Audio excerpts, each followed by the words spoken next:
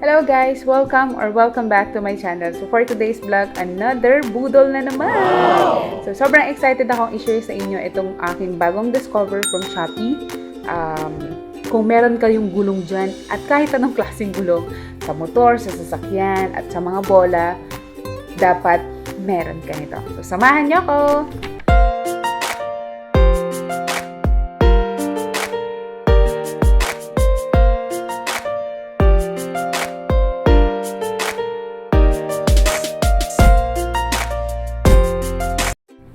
Ito yung box ng Xiaomi Portable Electric Air Compressor.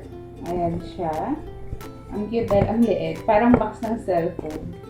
And dito pala may picture na siya kagad na makikita.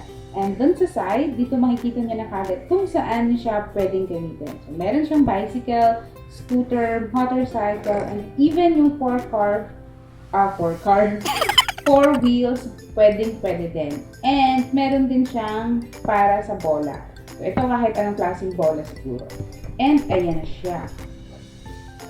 Then, what's inside the box is meron kagad siyang makikitang bag. Parang lagayan niya.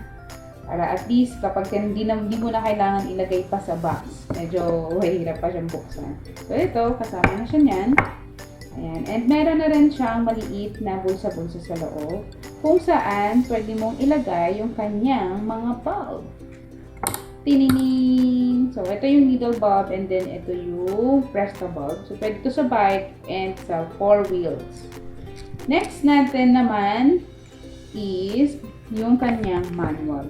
So, tulad nga ng sinasabi ko palagi, kailangan natin siyang basahin dahil marami pa rin kasi tayong matututunan kung paano natin siya mas maaalagaan at para mas tumagal na rin yung mismong product. Yan. So, meron naman siyang Chinese and then meron din naman siyang English at marami rin naman siyang pictures kung, para mas madali natin siyang maiintindihan. Ayan. So, ayan siya. And then meron na rin siyang USB type na wire para ma-charge natin siya once na malobat. So hindi siya ganun kahaba pero at least pwede na din. And then make sure lang siguro na hanap tayo ng compatible na adapter para at least hindi magkaroon ng problema. Okay? So, guys, ito na yung mismo natin. Ang cute niya, sobra. Para siyang malaking padlock na para siyang power bank at para siyang yung iPad bang tawag ito. Tama ba? O parang iPad sa phone. Yung parang ganito. Comment down below kung tama ako. Ayan siya. Sobrang cute niya. And then yung bigat niya guys, tamang-tama lang din. Hindi naman siya magaan. Hindi rin naman siya sobrang bigat. And yung size niya, yan. Yung makikita niyo. May-imagine niyo ba yan? Ayan. Hindi naman siya kalakihan. Hindi rin naman siya kaligitan, kumbaga. Pero compared dun sa ating mga, yung mga tawag dito, yung mga dati natin ginagamit para sa pang-inflate. Sobrang liit nito compared sa kanila. Ayan, medium size lang naman yung aking kamay. Ayan siya. So, ito, ituturo natin ngayon yung kanyang parts. So, number 1 natin dyan is the spreader bulb adapter. So, ito yung ginagamit para sa 4 wheels and sa ibang klase rin naman ng bike and sa motor. Then, number 2 natin is the high pressure air hose.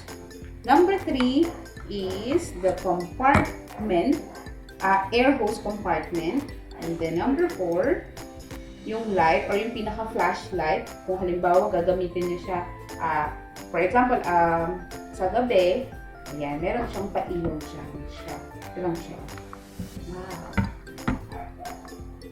Ayan, may pa-blink din. So, in case of emergency, ayan, pwede niyo siyang magamit. And number 5 is the air hose connector.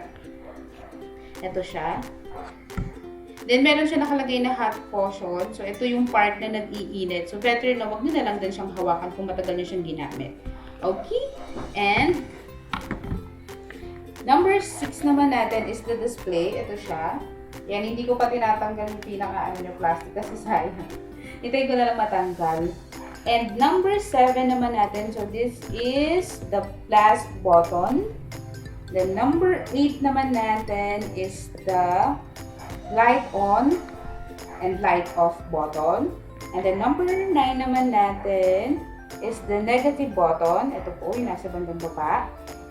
So, dito naman sa lower part, dito nyo po makikita yung number 10. So, the battery level indicator. Kapag white, ibig sabihin po nun is more than 50%. Pero pag yan po ay naging orange, it's 20 to 49%. At kapag yan naman po ay nag-red, it's less than 20%. So, ibig sabihin, i-charge nyo na po siya as soon as possible. Okay? And next naman natin is number 11 is yung nasa ibaba. Balikin na natin. Sa ibaba, sa ilalim is yung kanyang tawag dito, charging port. Ayan siya. Ang cute niya lang. And then, yung kanyang dito sa kabilang side, number 12 is the mode button. Ayan. Yan, kapag pinindot mo siya, makikita mo kagad nalalabas for bicycle, for motorcycle, for car, for four wheels, or car, and para naman sa bola. Okay? And next naman natin, it's number 13, na yung nasa gitnang bilog naman is the start and the stop button. And the number 14, yung kaninang binanggit ko na, it's the heat dissipation vent, kung saan lumalabas yung init. Init din, no, once na ginagamit na natin siya.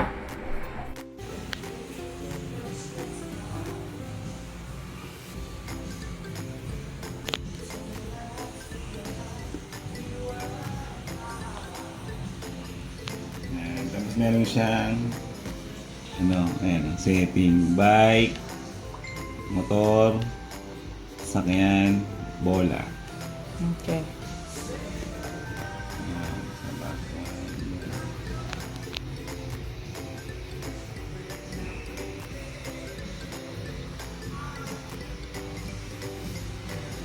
Nakapasok na siya. I-click mo lang yung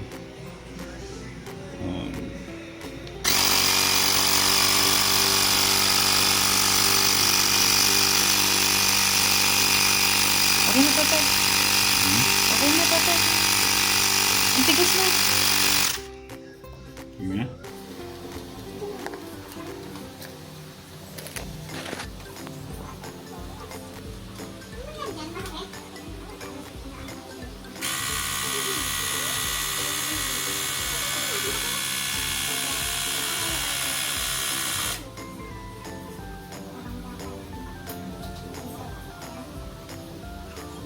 Nung umupo sa sa'yo, yung sword mo, puti, aba.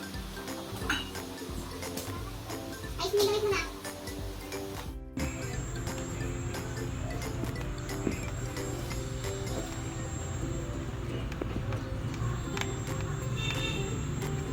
Okay. 31. 31. Kailangan 32 tayo.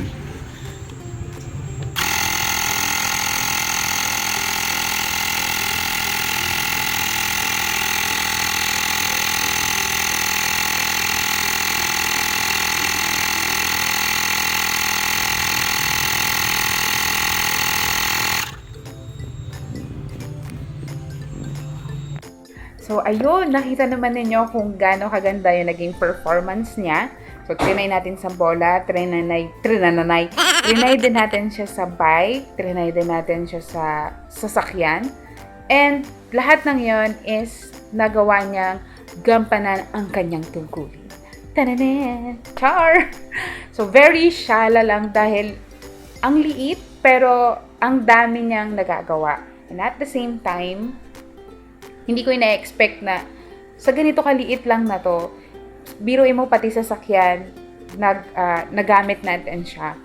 So, hindi na tayo magdadala ng mga malalaking pang-pump na nag-create na, kumbaga umo-occupy ng malaking space sa sasakyan or even kahit sa motor, pag yun yung dala-dala mo, yung mga traditional natin na pang-pump, talagang, alam mo yun, ang hirap lang yan dalhin. Pero pagdating dito, meron pa siyang pouch or yung pinaka-bag niya, ayan.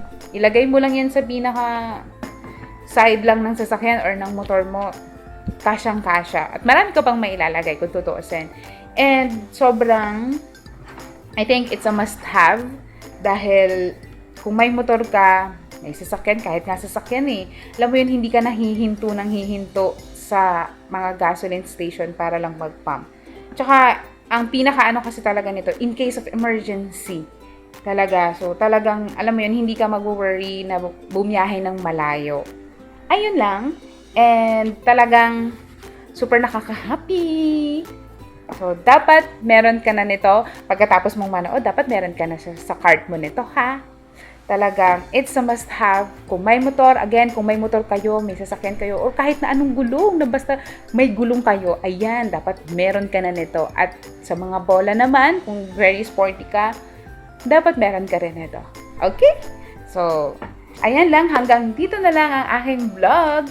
At sana nagustuhan ninyo. And kung meron kayong any thoughts about this, gusto nyo i-share yung ganito, comment down below and share nyo. At para at least kung meron akong hindi nabanggit sa vlog na to, at least ma-enlighten din ako. Okay? So hanggang dito na lang ulit. Stay safe and God bless us all. Bye-bye!